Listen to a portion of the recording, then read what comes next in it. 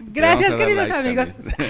Gracias, queridos amigos. Bienvenidos una vez más. El Instituto Nacional de Desarrollo Jurídico agradece su presencia a este programa Más que Leyes, Educando la Conciencia. Los miércoles de Criminogénesis, queridos amigos, de la mano del doctor Alejandro Carlos Espinosa, CEO y director de Criminogénesis, que hoy, como siempre, nos manda tema impresionante y sobre todo catedráticos y personalidades excepcionales. La responsabilidad penal de las empresas es nuestro tema de hoy. Hablemos sobre una todavía nueva reforma, la reforma del sistema penal emitida el día 5 de marzo de 2014 en el Diario Oficial de la Federación, la cual trajo consigo la creación del Código Nacional de Procedimientos Penales. En este Código Procesal Único nos llama mucho la atención que dentro de los artículos 421 al 425 explican las razones y motivos principales para justificar la implementación de una nueva responsabilidad penal destinada a las personas jurídicas. Parte de la tutela que pretende proteger el Estado a través de su política criminal para prevenir y sancionar los malos actos económicos o financieros de las empresas. Esto se debe a que, como es bien sabido, muchas veces el modus operandi de las empresas suelen ser opacos, con el fin de obtener un beneficio para ellas mismas, las cuales construyen delitos como fraudes, actos de corrupción con funcionarios públicos para obtener permisos, licencias o cualquier otro documento para el funcionamiento de una sociedad, evasiones de impuestos u otros delitos de carácter fiscal, el famosísimo y controversial lavado de dinero e incluso delitos contra el medio ambiente. Hoy, para ampliarnos el panorama sobre este controversial tema tan de moda, con lo que ahora muchos han llamado que es una cacería de brujas por parte de la UIF, la Unidad de Inteligencia Financiera, y su titular Santiago Nieto, tenemos un invitado muy especial, José Luis Hernández Sánchez. El doctor José Luis Hernández Sánchez, consultor, conferencista y catedrático en diversos centros de educación de nuestro país, con licenciatura en Derecho por la Universidad Nacional Autónoma de México, especialidad en Presupuestos Públicos, Proequidad de Género y Pobreza en América Latina y del Caribe por la Facultad Latinoamericana de Ciencias Sociales en México, con maestría en Derecho por la Escuela Libre de Derecho en México, máster en Argumentación Jurídica por la Universidad de Alicante, España, especialidad en Justicia Constitucional y Tutela Jurisdiccional de Derechos por la Universidad de Pisa, Italia, con doctorado en Derecho por la Universidad Panamericana de nuestro país. Cursos y certificaciones distintos. Certificado por la Comisión Nacional Bancaria y de Valores para elaborar auditorías y trabajar como oficial de cumplimiento en materia de prevención de lavado de dinero y financiamiento al terrorismo.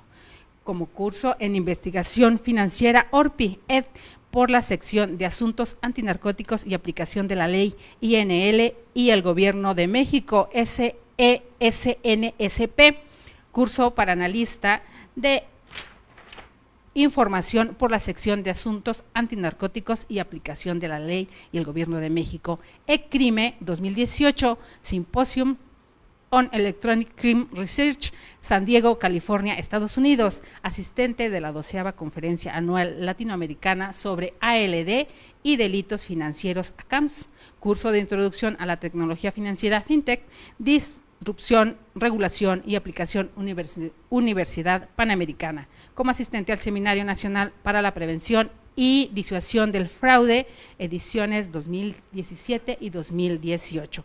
Asistente al Seminario Internacional de Prevención del Lavado de Dinero y Combate al Financiamiento del Terrorismo, AMB.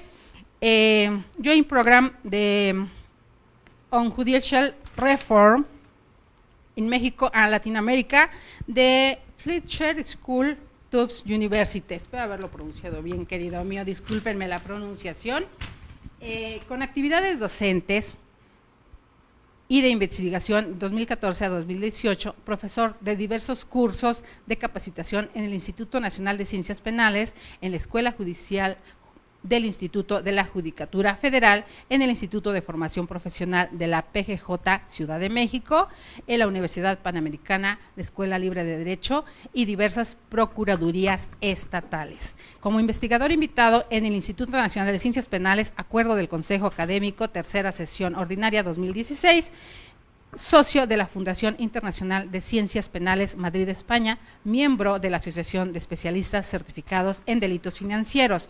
Una experiencia laboral impresionante, queridos amigos, como Chief Compliance Officer, subdirector de Inteligencia en Telecomunicaciones de México, como director general adjunto de Constitucionalidad, adscrito a la jefatura de oficina del Procurador en la Procuraduría General de la República, como director técnico en la Comisión Nacional de Seguridad, órgano administrativo desconcentrado, prevención y readaptación social, como asesor del presidente del Senado de la República, precisamente en nuestro Senado de la República, como asesor del comisionado en el Comisionado Nacional de Seguridad, órgano administrativo desconcentrado, prevención y readaptación social, como director de enlace legislativo en la Procuraduría General de la República, en la Cámara de Diputados, asesor legislativo en la Comisión de Seguridad Pública y coordinador general del Programa Nacional contra la Violencia y la Discriminación de las Mujeres en la Cámara de Diputados. Actualmente es consultor independiente, compliance penal ética de diversas empresas fintech, promotor del uso de tecnologías en los servicios jurídicos, Legal Tech, y elabora una tesis doctoral sobre inteligencia artificial y ética en la empresa. Queridos amigos, y no les pude leer todo a grandes rasgos, esto es para que conozcan quién es quien está hoy en el estudio de INADEC TV compartiendo y hablando sobre este problema mayúsculo que es la responsabilidad penal en las empresas. Bienvenido, doctor José Luis, gracias por estar con nosotros en INADEC TV. Muchas gracias a ti, Delia. Agradezco también a nuestro amigo Alejandro Carlos, a Criminogénesis por abrir este espacio, a ustedes que tienen esa apertura con estos temas tan novedosos. Y pues efectivamente la responsabilidad penal de la empresa es algo que antes no existía, ¿no? Es algo que no solamente se incorpora en el Código Nacional de Procedimientos Penales, sino que parte el paradigma de lo que se entendía por la empresa, lo que se entendía por una persona jurídica, una persona moral, ¿no? Cuando nosotros estudiamos la carrera de Derecho, quienes estudiamos en el siglo pasado la carrera de Derecho. Suena pues, muy lejano, querido. Suena muy lejano, pero quienes estudiamos años, en el siglo pasado la carrera de Derecho, a nosotros nos decían los maestros de Derecho romano y después Derecho Civil, y cuando te ibas a la parte penal. Bueno, pues la persona es una máscara, ¿no? Es una máscara así definida por la antigüedad, ¿no? Eso significaba la persona una máscara. Después te ibas al derecho civil y surgía como un sujeto de derechos y obligaciones siempre y cuando era mayor de edad. ¿Siempre y cuando? ¿No? Siempre y cuando.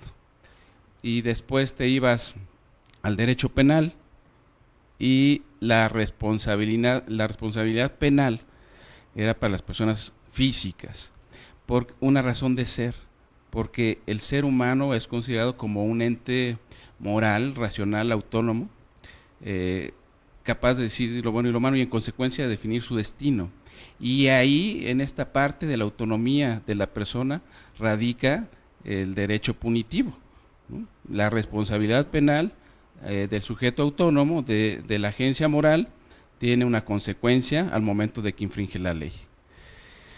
Pero de pronto la dinámica internacional va cambiando y las exigencias internacionales van cambiando, y llega el momento en que te dicen a ti como abogado que no, que siempre no es así, que también hay responsabilidad para las personas jurídicas, para las personas, para el derecho comparado, ¿no?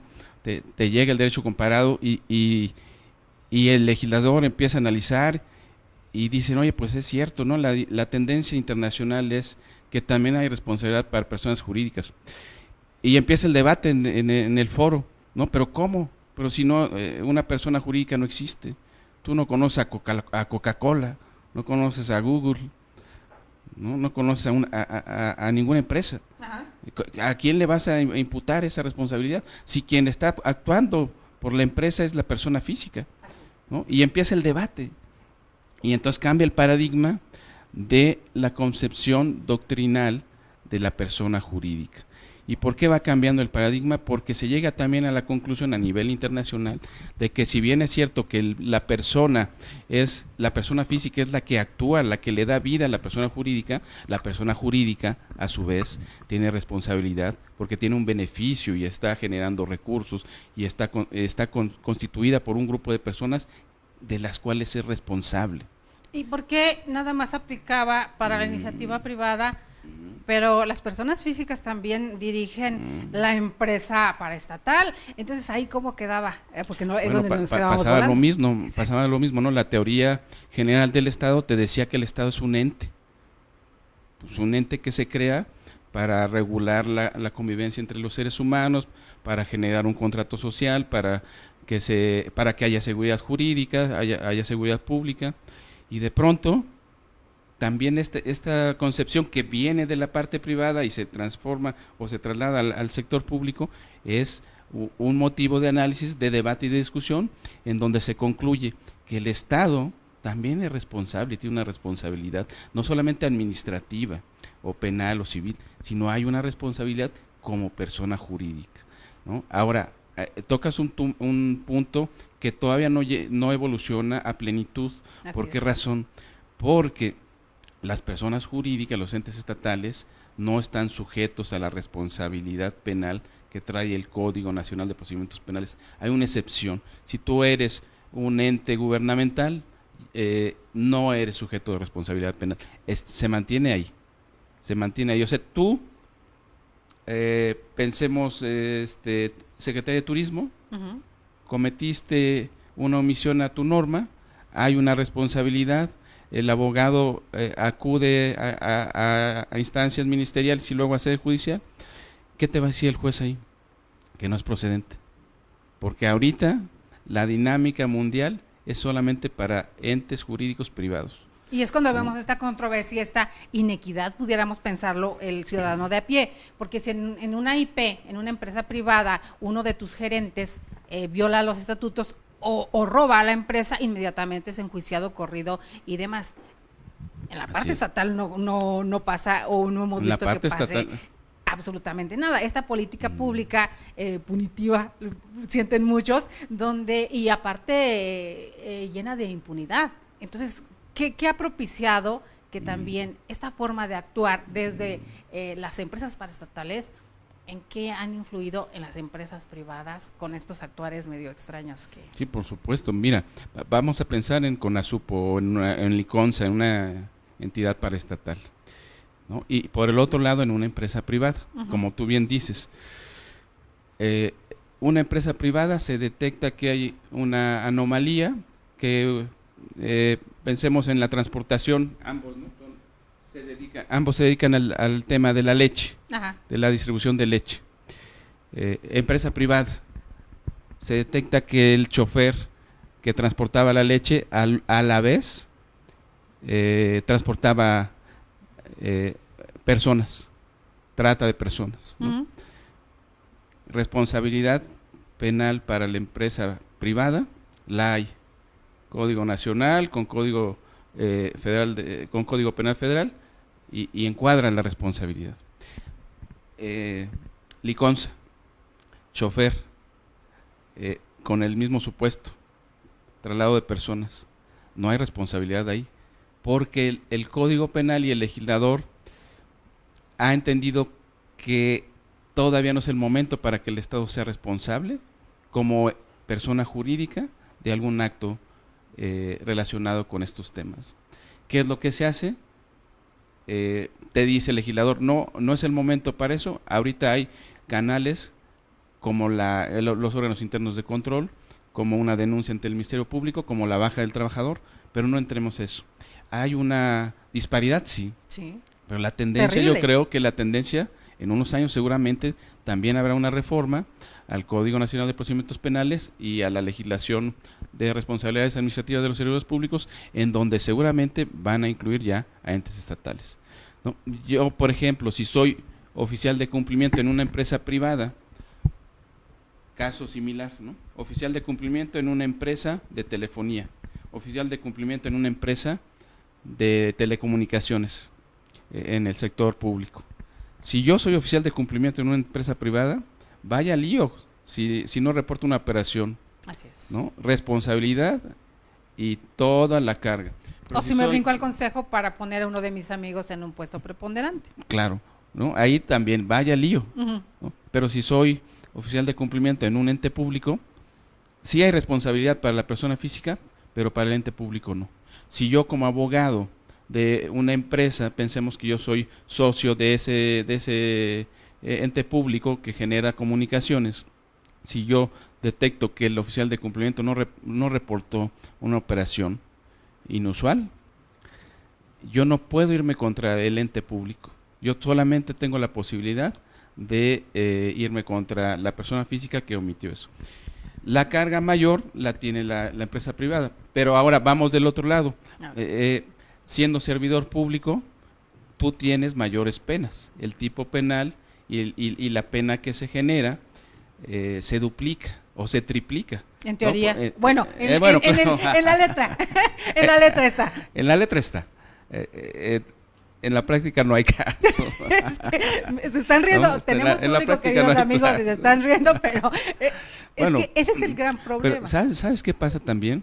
Que este tema es tan novedoso que ahorita hay una carencia de conocimiento en el ámbito policial, ministerial, pericial, judicial de estos temas. Ajá. Entonces es maravilloso que ustedes estén tocando este tipo de temas. ¿Por qué? Porque a través de su canal, la gente que está haciendo funciones de jueces, la gente que está haciendo funciones de ministerio público, los policías, los alumnos que tienen funciones en el gobierno, van a poder entender la importancia de capacitarse en eso. Porque el día que les llegue un asunto de una persona jurídica y tengan tu ministerio público que genera una carpeta de investigación, judicializarla y después el juez dictar sentencia, vaya lío, porque no van a saber por dónde.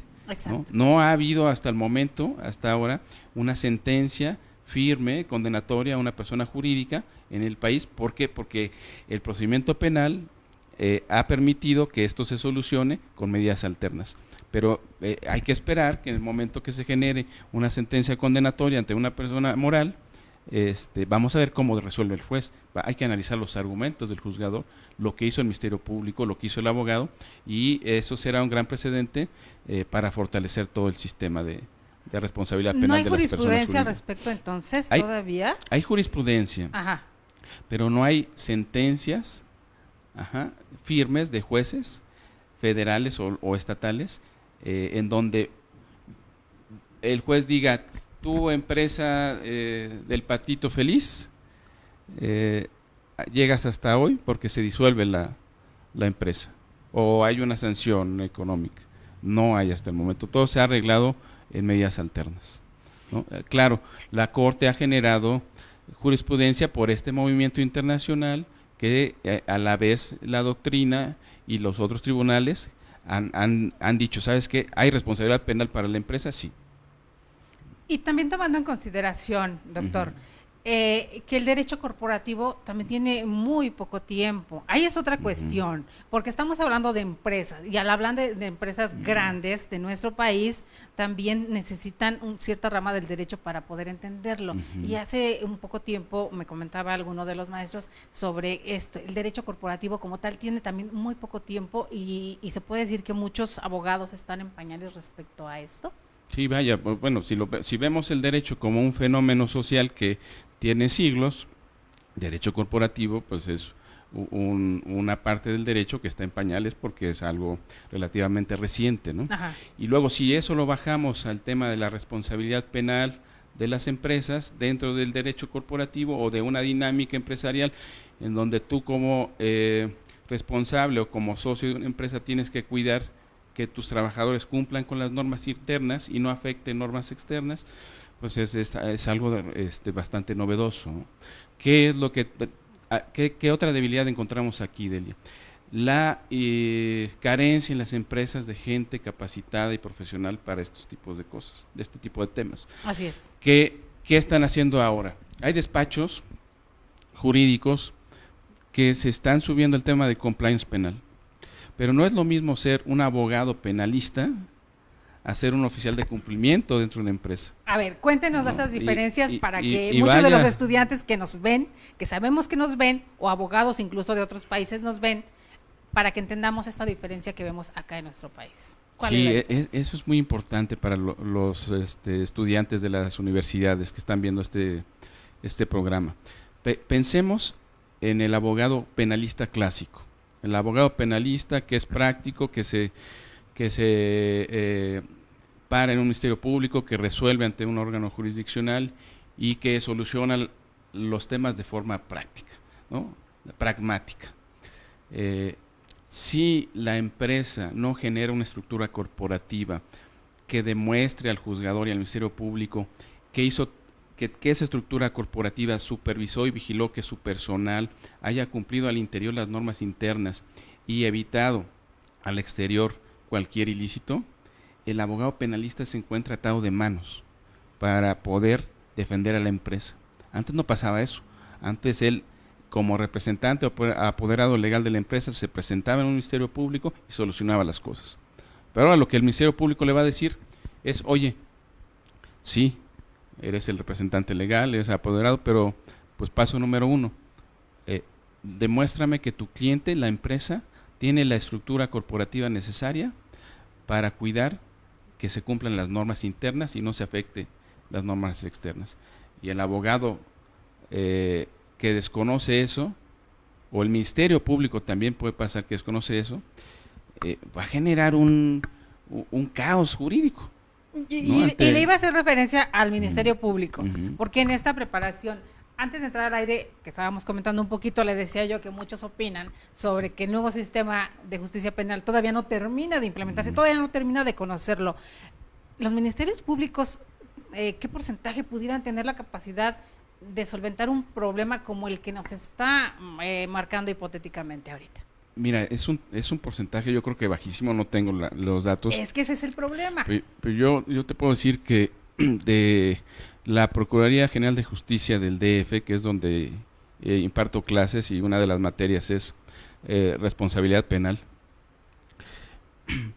es un número limitadísimo de servidores públicos que están siendo capacitados, ¿no? ¿Qué se requiere? Se requiere más difusión, más divulgación, capacitación en línea, este tipo de programas que permitan y que generar. Entenderlo, querido mío, porque Claro. una cosa es que asistan por cubrir muchas veces Sí. una No, pues cuota, me mandó el jefe. Exacto. ¿No? Muchos también dicen, es que yo tengo un detenido, tengo muchas actividades y me mandó el jefe. No van con esa necesidad de aprender. Que sea personal, ¿no? Así De es. evolucionar y de prepararme. Entonces, ese porcentaje que ya de por sí era raquítico, todavía baja. Se va más. disminuyendo. Y entonces vaya lío en el cual estamos como sociedad. Así es. Porque si tú eres empresario, ahora tienes más responsabilidad que una persona física. Porque si tú eres empresario, ahora tienes más responsabilidad por toda la carga que al interior de la empresa tienes que generar.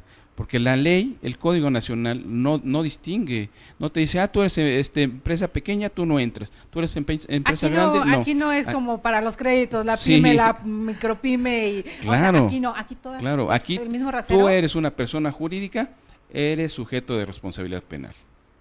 Va variando, sí, va variando porque de un estado a otro los delitos por los cuales una persona jurídica puede ser sujeta de un procedimiento penal y en su caso de una sentencia condenatoria cambia, ¿no? El Código Penal Federal y el Código de la Ciudad de México tienen supuestos distintos, tipos penales diferentes. ¿Y no se contraponen? No se contraponen. Pero sí son diferentes. Pero el código son diferentes, pero sí hay una limitante. El Código Penal Federal tiene acotados los delitos por los cuales una persona jurídica puede ser sujeta de derecho penal.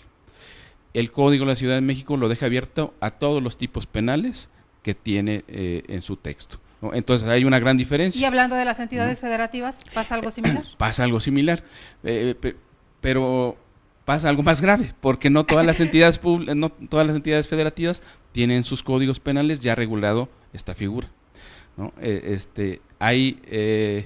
Yo creo que el Código Penal de la Ciudad de México, al momento que te dice, tu persona jurídica vas a ser responsable por todos los tipos penales que están aquí, eso es una gran valía, ¿no? Porque entra todas las actividades de todas las empresas.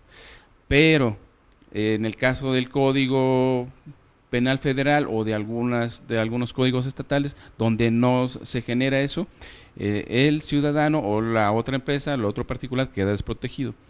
Desprotegido siempre y cuando se aplique bien el derecho. Pero pensemos en que la persona, el servidor público que conoce del tema, no conozca del tema, ¿no? O sea, creemos que estamos enfrente de un ministerio público que conoce el tema, en realidad no.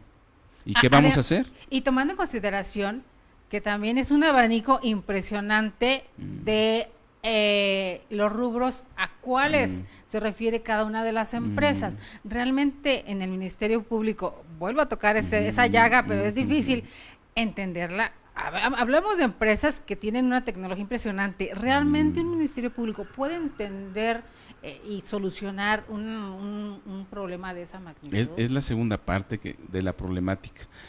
Cuando tú pasas a un abogado penalista o en este caso a un Ministerio Público y trata de entender el funcionamiento de la empresa, no lo van a lograr, porque solamente viviendo la empresa al interior, que es lo que hace el oficial de cumplimiento, solamente viviendo la empresa es como se entiende la problemática y las soluciones, porque la empresa es un cúmulo de lazos que están interrelacionados. Si tú jalas un cablecito, vamos a pensar, si tú como oficial de cumplimiento quisieras modificar tu sistema automatizado, de pronto te das cuenta que ya afectaste el área comercial, de pronto te das cuenta que ya que si jalas el cablecito del área comercial ya te está reclamando el área financiera, que si jalas el cablecito del área financiera a lo mejor le estás pegando a recursos humanos.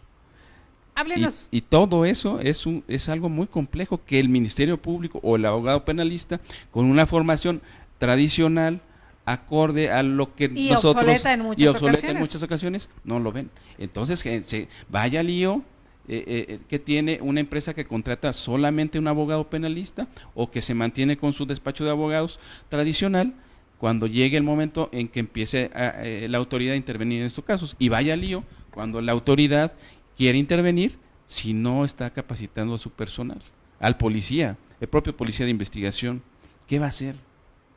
El policía tradicional de investigación ni siquiera sabe que es una estructura corporativa. Ni siquiera va a poder integrar bien la carpeta de investigación porque no tiene conocimiento de lo que va a incorporar ahí. Así es. Nos decía de este oficial de cumplimiento. Sí, así es. ¿Cuáles son las funciones de un oficial de cumplimiento y qué requerimientos tiene para poder ser uno de ellos? Mira, la figura de oficial de cumplimiento inicia en el sector financiero, ¿no? La dinámica internacional, las empresas que están en la rama financiera, derivadas de diversas organizaciones internacionales de compromisos, van generando al interior este tipo de estructura. ¿Qué es el oficial de cumplimiento? Primero vamos a lo que no es. A ver, no es un auditor. Okay. El oficial de cumplimiento no es auditor, no es el auditor tradicional, que muchos dicen, no, pues yo tengo a mi auditor, ¿para qué quiero un oficial de cumplimiento? No, el oficial de cumplimiento tampoco puede ser una persona vinculada al tema comercial, porque precisamente es lo que está vigilando, el tema comercial. El oficial de cumplimiento no puede ser cualquier persona en la estructura corporativa, tiene que estar con un nivel de decisión que le permita participar y analizar todas las normas y el cumplimiento interno de las normas dentro de la empresa penal, dentro de la empresa, perdón. Entonces, ¿qué nivel se le tiene que dar al oficial de cumplimiento? Pues un nivel directivo, un nivel que le permita tomar decisiones y que le permita supervisar el cumplimiento de esas decisiones. Entonces, ¿qué es lo que hace ahora? ¿Qué es lo que sí hace un oficial de cumplimiento? El oficial de cumplimiento es el responsable de verificar que la empresa en conjunto y sus trabajadores cumplan toda la normativa interna que existe para poder operar y funcionar en determinado sector, al interior y al exterior. Y en consecuencia va más allá de un auditor o de un área jurídica, porque también algunos dicen, tengo mi jurídico. El jurídico, pues, es normas, pues dáselo al jurídico. El área jurídica no tiene esa formación, ya que no tiene esa capacitación. Exactamente, no tiene esa capacitación. Ahora, cómo entender al oficial de cumplimiento en una empresa. Veamos al oficial del cumplimiento como un elemento adicional que está observando que toda la estructura de la empresa esté atendiendo las normas que le corresponde atender, ¿no? Desde el director general hasta el empleado en ventanilla.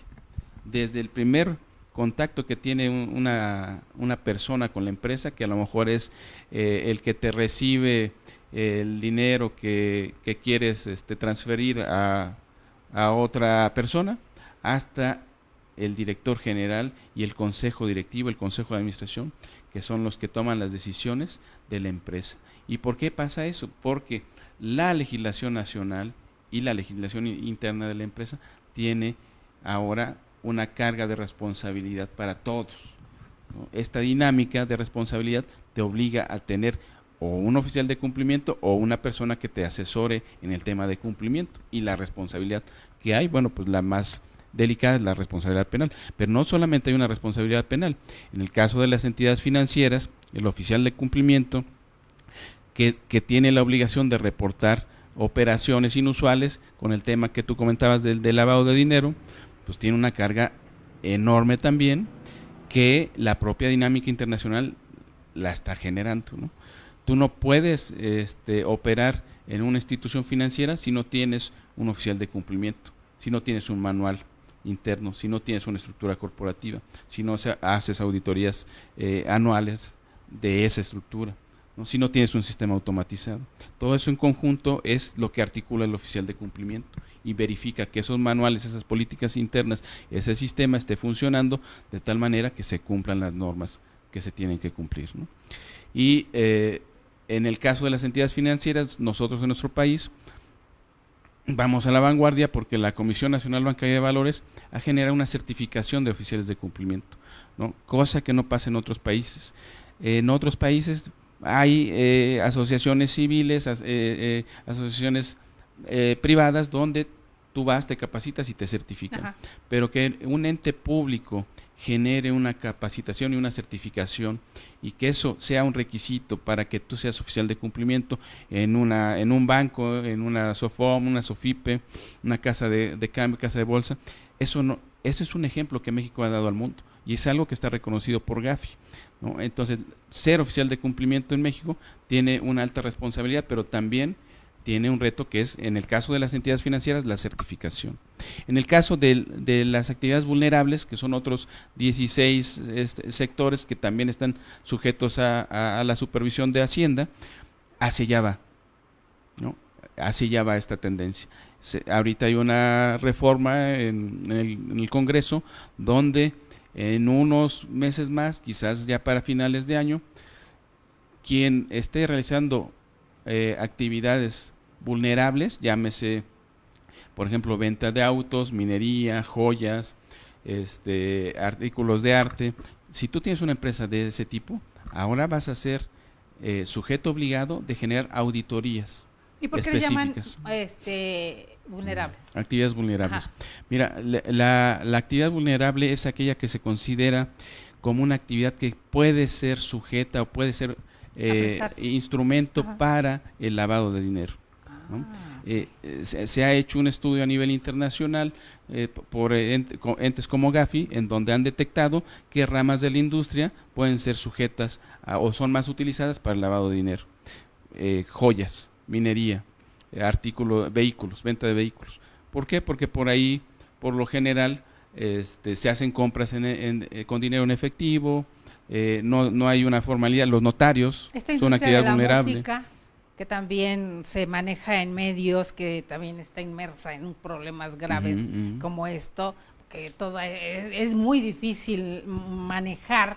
La industria de la música, me refiero, como todos estos bailes que se hacen en el interior del país, que es una industria grandísima, ¿no? Y pues, pues ya le estás dando un tip a Hacienda, perdón. Porque esa no es actividad vulnerable, pero seguramente, pero vaya, el fútbol, por ejemplo, ¿no? Tú dices los bailes, pues sí, los hoteles. No, yo me refiero a estos grandes bailes donde sobre todo, pues me van a odiar, pero sobre todo los gruperos que se hacen cada fines de semana, incluso entre semana y demás, donde se juntan 50,000, 60,000 gentes, 10,000 gentes. Pago en efectivo. Y todos son pagos en efectivos. Claro, porque ahí nadie me ha contado.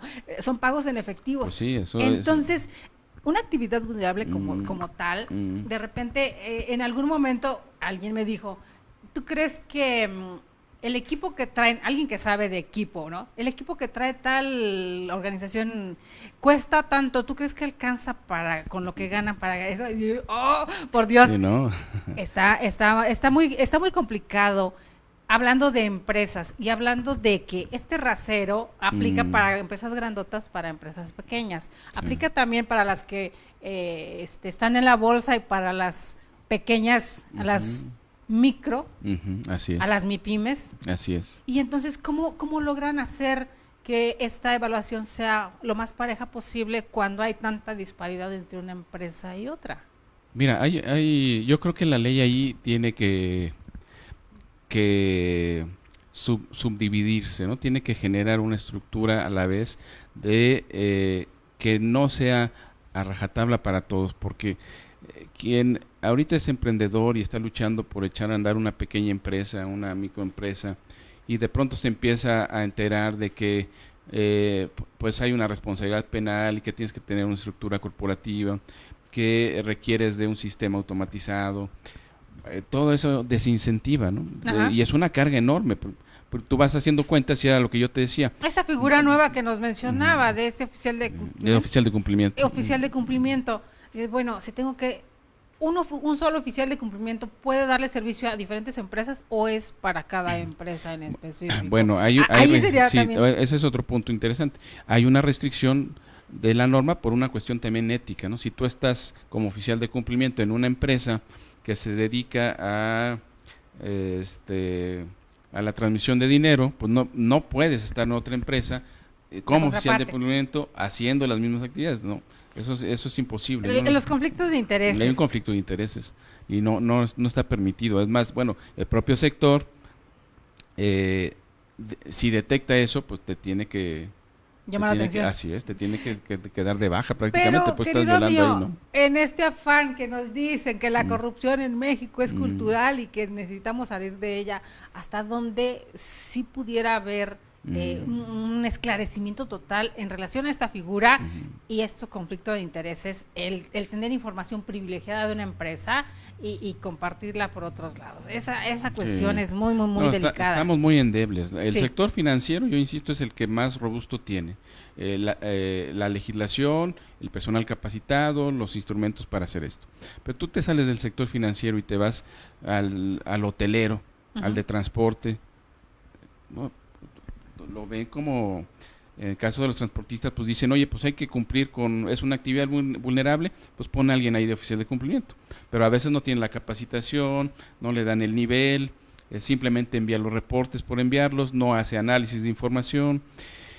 Corrupción, se va generando esa corrupción. Esa era mi pregunta. Tenemos todos esos organismos en el país, hablamos de Coparmex, Canacar y todas estas que aglomeran a diferentes sectores. ¿Hasta dónde es posible o es factible que todos estén enterados? Porque hablaba del transporte, hay empresas impresionantes, hablando de trailers y demás, que tienen cientos de unidades, una empresa muy grande, incluso muchas cotizan en la bolsa. Hay los otros que son hombres camión, pero no están dados de alta como personas físicas, sino como personas morales. Esa equidad que yo le digo que no veo que haya en las empresas que cotizan en la bolsa contra las pequeñas, también aquí se refleja y muchas veces no tienen la capacidad y no tienen la preparación o también les cuesta muchísimo hacerse de esta capacitación para sus empleados. ¿Cómo le van a hacer? ¿Ha habido algo referente a ese tema en los grupos empresariales que lo toquen ya? Sí, mira, yo he tenido contacto con cámaras de comercio, con gente de la industria del transporte, con gente del sector salud, que es donde me estoy enfocando ahorita más, y sí están preocupados, están haciendo acciones, sí están buscando entre ellos mismos decir, a ver, ahí está esta problemática, precisamente lo que tú comentas, ¿qué hacemos? ¿Qué vamos a hacer? Bueno, hay varias opiniones. Una es pues generemos la certificación de nuestro personal, algo similar como lo han hecho los bancos, ¿no? Otra postura es, bueno, vamos a capacitarnos, vamos a ir a formar personal primero y después hagamos una réplica de eso para lograr alguna especie de certificación que también no saben cómo certificar. Y luego hay otros que te dicen, no, hay que ir mejor al Congreso y presentar una reforma a la ley, porque eso nos afecta y eso está muy mal, ¿no? Y luego se forman unas comisiones que no tienen la pálida idea de qué se trata. Y de pronto llegan al Congreso y fueron las comisiones y ya se atoró el asunto. Exacto. Y se hizo más grande, pero más complicado y no se solucionó. Y se hace un revoltijo. Y termina el sexenio o el periodo legislativo y ya se queda ahí y se muere. Uh-huh. No, sí, los empresarios están muy activos en eso, lo tienen perfectamente detectados, están haciendo acciones. Yo creo que en cualquier momento la propia legislación nos va a dar una sorpresa, porque están en reuniones con autoridades y seguramente algo van a construir por ahí. Que esperemos que sea en un bien común, sí, querido mío, porque muchas veces sucede, hablando del transporte, ahorita nos enfocamos en el transporte, donde había esta problemática, ¿no? Que muchos que estaban, incluso algunos senadores, diputados metidos que no tenían pálida idea de lo que era el transporte, pero tenía que el compadre era el dueño de tal transportador, de tal, y entonces se cocinan cosas en lo oscurito, y las partes pequeñas, las personas morales, que son empresas pequeñitas, o las quedaban relegadas completamente, y no importaba si se perjudicaba a esos pequeños, y por eso hay tantos movimientos en el país referente a ese tema, al tema del transporte. Sí, hay una debilidad ahí enorme. Pero mira, volvemos a una cuestión de cultural y social, de una dinámica como parte de un país que tiene muchos problemas que resolver. Todo se conjuga a veces con una frase que yo acostumbro decir: hay varios Méxicos, no hay un solo México, hay varios Méxicos con problemáticas diferentes y a varias velocidades.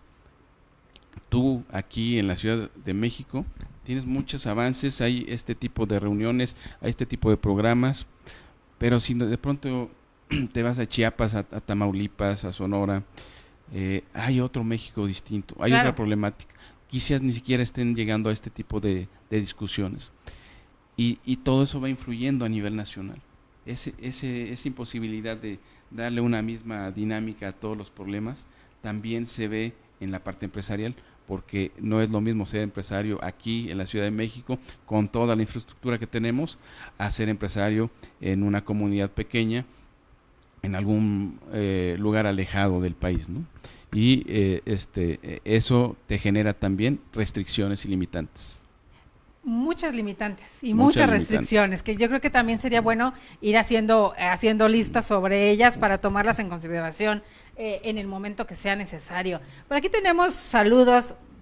Obviamente el doctor Alejandro Carlos Espinosa, que está presente por ahí mirándonos desde el inicio, nada más que no podemos interrumpir a nuestro invitado. Doctor querido, saludos maestro José Luis Hernández, un distinguido profesional. Rodríguez Jesús, saludos desde Los Mochis, Sinaloa. Desde Los Mochis, Sinaloa, alguien nos está mirando, no sé si lo conozcan. Gracias. Rodríguez Jesús. Edgar Durán en Texas. Edgar Durán, como siempre, presente desde Texas, y muchos que sabemos que nos están mirando, a muchos les da pena escribir, pero sabemos que están pendientes del programa sobre esta cuestión. Por aquí yo, en la tarea que me dejan hacer cada que viene un invitado, yo encontraba sobre las cuestiones, las comisiones o las omisiones de las empresas cuando se cometan en su nombre, por su cuenta, en su provecho o exclusivo beneficio por sus representantes legales o administradores de hecho o de derecho. El administrador de derecho de una persona moral jurídica y la persona que lo cometa a nombre o representación legal o voluntaria o de otra persona, personas sometidas a la autoridad de los individuos que realicen un hecho que la ley indique como delito por no haberse ejercido sobre ellas debido al control que le corresponda al árbitro organizacional. Ahora, tradúzcanoslo, por favor, doctor. Sí, bueno, es el texto de la norma penal, ¿no? Sí, por eso, es el tecnicismo. Ahora, tradúzcanoslo en cristiano, por favor. Vamos a poner otro ejemplo. Así es. ¿No?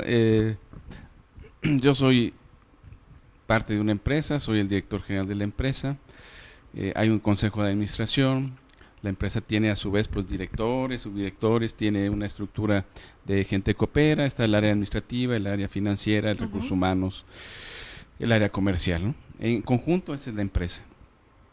Ahora, la empresa tiene una obligación que es generar al interior la estructura que permita verificar el cumplimiento de la norma. ¿Cómo genera eso? Pues lo básico, la figura básica es lo que decimos, el oficial de cumplimiento. Bueno, pensemos que sea una empresa grande, ¿no? Además del oficial de cumplimiento va a tener que generar un comité de comunicación y control o un comité que supervise que se cumplan esas normas. ¿Por qué razón? Porque yo sí tengo la obligación como empresa de verificar que se cumplen las normas, pero yo no puedo como empresa cuidar que una persona que ha sido sujeta a un procedimiento de reclutamiento, que se valoró y se analizó su ingreso y que está realizando alguna actividad en específica, yo no puedo garantizar que esa empresa no, digo, que esa persona no cambie y de pronto, por alguna cuestión personal, empiece a hacer acciones o actos u omisiones de tipo penal ilícito, ¿no? Cuestiones de ilícito. Yo no puedo entrar a la mente de las personas y verificar que cada uno de mis trabajadores tenga la misma o trabaje de la misma forma ética que los demás. Somos personas y todos como entes morales racionales podemos cambiar de un momento a otro y como yo decía, tú eres capaz de decidir entre lo bueno y lo malo. Si un trabajador de pronto cambia y por alguna necesidad está haciendo operaciones inusuales o está generando lo que dice la norma, actos y omisiones que con el uso de la empresa, de su imagen corporativa, le está generando un beneficio, pero además está cometiendo un ilícito, ahí hay la responsabilidad para la persona física. ¿Cómo me protejo yo, persona moral? Demostrándole a la autoridad que tengo mi estructura, que está encargada de la supervisión del cumplimiento de esas normas, ¿no? Que tengo un manual interno, que tengo un sistema, que hago auditorías, que superviso a las áreas, y con eso le voy a decir a la autoridad, a ver, yo hice todo lo que estuvo a mi alcance, pero este pillo se fue. Se pasó de listo. Pero lo pongo a disposición. Pero lo pongo a disposición. Pero ahí, y la responsabilidad entonces se decanta a la persona, ¿no? Pero si yo como empresa no hice no tengo estructura, no tengo normas, no hay sistema, no hay un código de ética, no hay supervisión, no hay filtros para el ingreso, estoy ahora sí en un lío porque ahí es cuando se genera la responsabilidad penal para la persona jurídica. Porque no tuve la capacidad para elegir a alguien o también delegué toda la responsabilidad en ello y entonces también soy copartícipe de los ilícitos que esté cometiendo. Pues sí, ¿no? Antes era muy fácil decir, no, el de recursos humanos lo dejó pasar, había cometido robo, ¿no? Es alcohólico, tiene problemas de drogas, no, pues es el director de recursos humanos es el responsable. Y ya, ¿no? Pum, lo movían, se iba a la otra persona, el jurídico intervenía, se solucionaba todo. Ahora no. Ahora, a ver, espérame, sí es el responsable, es uno de los responsables. Pero tú demuéstrame qué controles tienes en el ámbito de de recursos humanos, y luego en el área operativa, y luego en el área de finanzas, y en el área jurídica. Esa interrelación que hay. Y esa interrelación te permite a ti demostrar que sí hiciste las cosas bien. Hablando, como le comentaba al inicio, que es algo relativamente nuevo, hablando que estas reformas se hacen hace 5 años, nada más, que estamos realmente en pañales. ¿Qué más podemos esperar? ¿Qué más podemos aprender? ¿O qué más podemos, la iniciativa privada sobre todo, a dónde puede acudir? ¿Qué puede hacer para empaparse del tema, para ir solidificando su empresa, pero también para ir conociendo a fondo qué pudiera hacer o qué pudiera no hacer, o si en dado caso que suscitara un problema adentro de su empresa? De este tipo. Ajá. A ver, yo cuando doy las pláticas a las empresas, lo primero que les digo, y a veces pongo una imagen del Titanic, por ejemplo, ¿no? Era el barco según más seguro del mundo, ese no se iba a hundir nunca, no tenía riesgo, no pasaba nada, ahí estaba, ¿no? Y se hundió, ¿no? Hubo un riesgo que se cumplió. Entonces lo primero es aceptar que como empresa tienes riesgos, que al momento de operar tú tienes un riesgo y ese riesgo tiene que ser sujeto a atención. En el caso del tema penal y la responsabilidad, hay un riesgo de la empresa que puede generar una afectación o una responsabilidad penal. Entonces, lo primero es eso, estar conscientes del riesgo que tiene toda empresa. Y ahí nadie se puede echar para atrás. Si no quieres aceptarlo, pues estás en serios problemas, mejor dedícate a otra cosa. Ahora, lo segundo es estar consciente de que se requiere capacitación en el tema, como directivo primero y después hacia abajo. ¿Por qué? Porque muchas veces los directivos no se meten a los temas. Dicen, que lo ve el abogado, que lo ve mi agente comercial, que lo ve el de sistemas. Y sí, abajo hacen lo que pueden. Pero si yo nomás recibo beneficios. Ajá, si tú no te metes a estos temas, ahí está la primera debilidad como estructura directiva o corporativa, ¿no? Entonces, otra recomendación es capacítate, contrata a alguien que te dé una plática, que te dé una conferencia y soluciona esto, primero desde la cabeza, los directivos hacia abajo, no al revés. Aquí la responsabilidad penal está a ese nivel. Ahora, debes de cambiar la forma de ver al abogado que asesora tu empresa. No es lo mismo el abogado tradicional que te lleva tus asuntos al abogado que ahora requieres, que es un abogado que domine no solamente el derecho, sino que tenga las habilidades para interactuar con otras disciplinas, ¿no? Hay abogados ahora que se están formando en este tipo de temas y tienen una característica. Usan la tecnología, hacen análisis de información, hablan varios idiomas, generan propuestas al interior de normas, ¿no? Pueden construirte un manual, pueden medir riesgos, pueden generar acciones legales preventivas, y esto no lo trae el abogado común, el abogado común, ¿no? Entonces es el otro. A aceptar que requieren de un especialista, acércate a los especialistas. Incluso un abogado de esta naturaleza puede capacitar continuamente a todo el personal de tu empresa. Sí, por supuesto. Sí, y si vamos en esta cultura de la prevención, hablando de prevenir el delito, hablando de que puede pasar en cualquier empresa, el lavado de dinero no solamente se da en empresas grandototas, ¿verdad? O esta diversificación de funciones que hacen muchos empleados, tampoco nada más se dan en las empresas grandototas, en todos lados. Entonces sería muy interesante, hablando de los empresarios, hablando de los dueños de las empresas. Por el otro lado, doctor, hablando de quienes ejercen la política pública, de los que están del otro lado, que también necesitan ¿qué preparación necesitan? ¿A quién pueden acudir? ¿Qué podemos hacer hacia el otro lado, que también es una parte, pues, primordial? Si no está bien en ese lado el sistema de justicia, pues entonces todo lo demás no tiene caso que tenga toda mi empresa preparada y demás, si del otro lado no hay quien me responda o ni siquiera entienda el reclamo que estoy haciendo, sea para bien o sea para mal. Así es. Ahí es una angustia más alta, por una razón. Cualquier ciudadano que se presenta ante una autoridad, sea un ministerio público o un policía, seguramente o muy probablemente lo hace porque fue afectado profundamente en algo, en algún tema, en cualquier tema, ¿no? Pensemos el empresario que se acerca a estas autoridades y desconocen, que no tienen la capacidad, la capacitación para ejercer este tipo o analizar este tipo de temas. Y vuelvo a la misma recomendación. Cuando yo acudo a las clases de la Procuraduría, lo primero que les pregunto a los ministerios públicos es, oye, ¿tú sabes la diferencia entre una persona física y una persona moral? ¿Y sabes detectar cuál es la responsabilidad de una persona jurídica?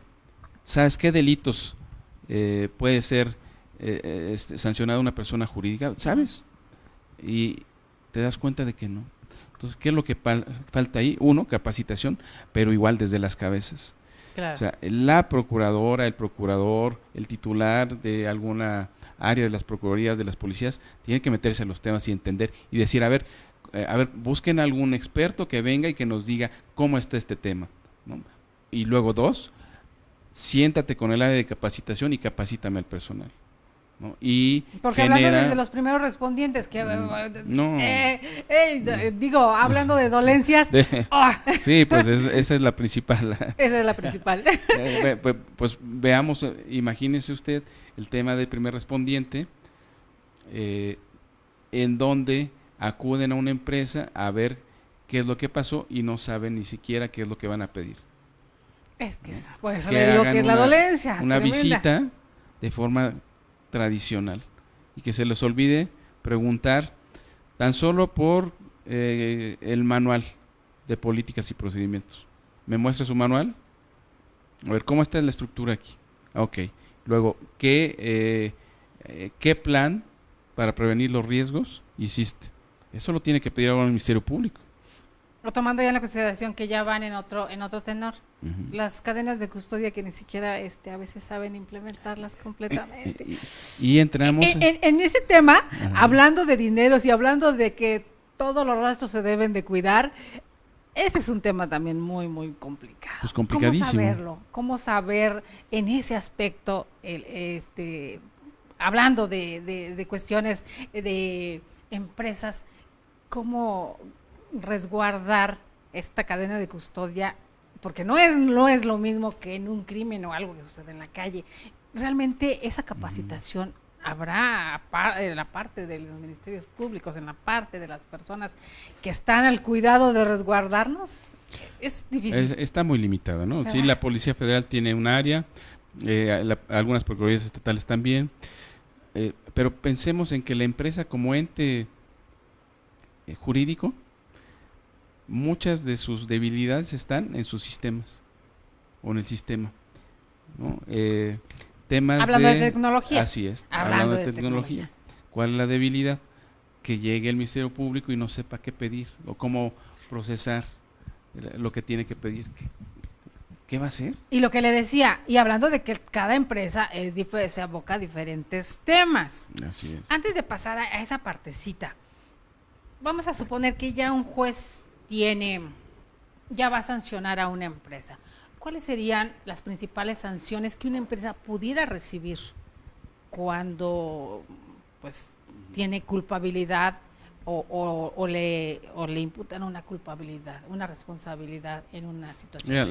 Mira, la más grave y contundente es la disolución de la sociedad. Ajá. Eso creo que es la última, es con la pena de muerte. Que no ha ocurrido. Que no ha ocurrido. No ha llegado a ese nivel, no hay sentencias que... Es el equivalente a la pena de muerte en una persona, claro. O sea, desaparezca una empresa como tal, se acaba, ¿no? Se empieza la disolución. Pero todavía no existe la extinción de dominio. ¡Ay! Ya me meto en bromas. Ese es otro tema. Digo. Sí. Pero bueno, la más grave es esa. Ajá. Y las otras, pues son sanciones de una manera más ponderada, en donde, bueno, te dice, hay un apercibimiento, hay una cuestión de suspensión de determinadas actividades, de restricciones, del pago del daño, ¿no? Del pago del daño y la responsabilidad de la víctima, y pues es todo, ¿no? Perdón, no, siga querido, perdón. Sí. Y entonces eso sería a grandes rasgos lo que pudieran un juez como tal reconvenir. Así es. A una empresa. Sí. Creo que todo abogado que lleve un tema de este tipo, lo que a lo mejor pediría, y una forma de presión, es pedir la disolución de la empresa, pero bueno, ya será el juez el que decida, ¿no? Y entonces tocaba el tema de las cuestiones tecnológicas. Uh-huh. En esta recomendación que nos mencionaba a la mitad del programa más o menos, donde los servidores públicos uh-huh. tuvieran también que ponerse a estudiar, no hay otra palabra, a fuercitas, esa capacitación que debieran tener, hablando que en nuestro país la tecnología en todas las empresa que se queda sin tecnología ya es obsoleta. Uh-huh. Hasta una copia se tiene que mandar desde el teléfono o desde cualquier computadora, ya no es como antes, ya no voy y la saco.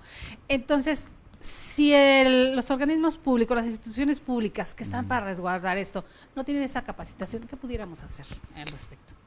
No, pero es que nos echamos a correr, ¿no? Pero no, tenemos que solucionar eso y la única forma es entrar al tema, aceptar la debilidad y capacitar. No hay de otra manera. Es la capacitación. Ustedes son, en el caso de las escuelas de Derecho, son clave para esto, porque tienen la infraestructura, tienen el personal capacitado y pueden generar esto a nivel nacional, ¿no? Pero también es la iniciativa personal de cada titular, de cada institución pública, de decir, ¿saben qué? Al exterior a este tema tengo que capacitarme porque en algún momento va a llegar y seguramente voy a requerir de alguna acción en específico. Y usemos la tecnología.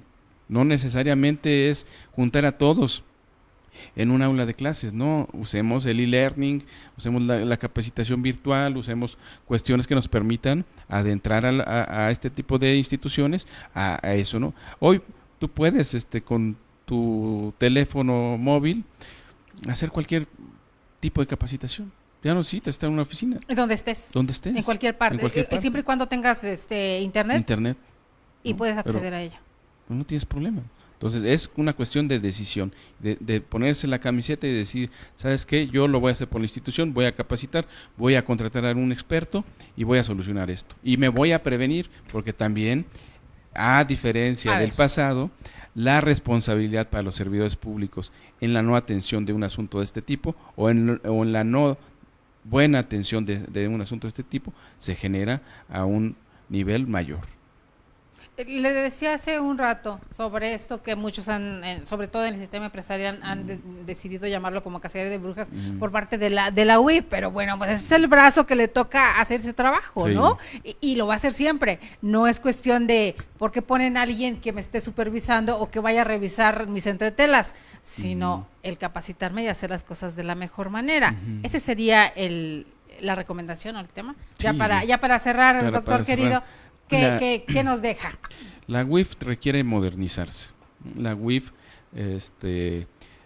tiene una estructura pequeña, requiere personal, requiere recursos, requiere sistemas y requiere capacitación. Si nosotros le damos a esa entidad de gobierno esa fortaleza, seguramente nos va a dar grandes resultados, pero la UIF no funciona sola. Exacto. La UIF tiene una parte del problema. Está también la Procuraduría General de la República con un tema similar, en donde la mancuerna que están haciendo ahorita es débil.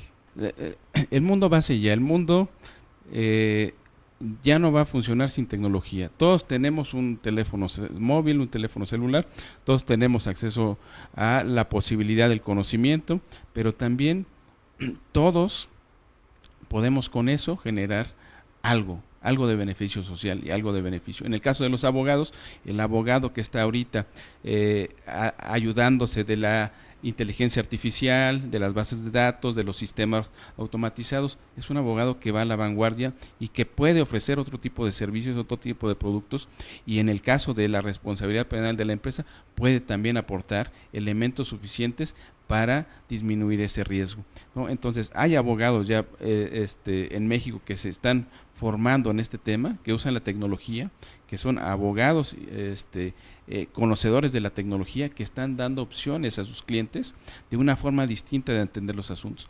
El sector financiero, el sector de las telecomunicaciones es el sector más avanzado, pero pues, finalmente la reflexión aquí es: acércate al abogado que esté usando tecnología, porque el abogado formado, como dijimos en el siglo pasado, que no está usando tecnología, no te va a solucionar muchos asuntos, ¿no? Hablando sobre todo para los empresarios. Así es. Pues queridos amigos, de verdad un tema apasionante, y déjenme les comparto una sorpresa, porque precisamente el día de mañana, en Jueves de Ciencia y Tecnología, vamos a hablar de toda esta nueva tecnología implementada en las empresas, implementada en el mundo jurídico y de la mano de un conocedor. Una sorpresa grande les vamos a tener el día de mañana, que por favor no se lo pierdan, esto es primicia, entonces para que el día de mañana nos acompañen. De verdad, muchas gracias, doctor José Luis Hernández Sánchez. Gracias por estar con nosotros. Nos ha dejado mucha tarea, también nos ha despejado algunas dudas, y por ahí también nos hemos picado bastantes llagas que no a muchos les van a gustar,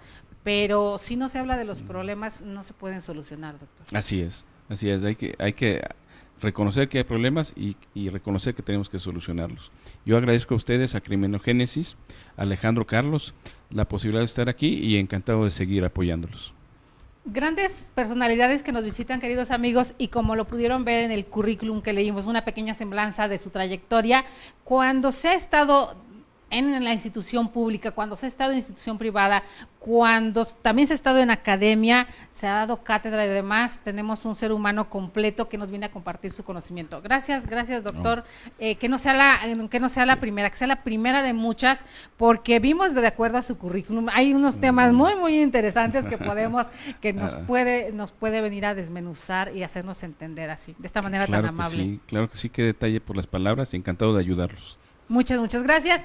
Pues queridos amigos, gracias al doctor Alejandro Carlos Espinosa, que les digo que es el CEO, es el director de Criminogénesis, por regalarnos estos miércoles catedráticos académicos profesionales tan importantes que nos traen temas apasionantes y sobre todo que les digo que están ahorita en boca de todo el país. Hablar de lavado de dinero, hablar de empresas, hablar de la profesionalización de los empresarios, pero también de jueces, magistrados, ministerios públicos y demás, vaya que es necesario en nuestro país. Soy Delia Linares Alvarado y a nombre de todo el Instituto Nacional de Desarrollo Jurídico, a nombre de quienes hacemos el programa, les agradecemos que hayan estado con nosotros y los esperamos el día de mañana a las 11. Tengan una tarde excelente.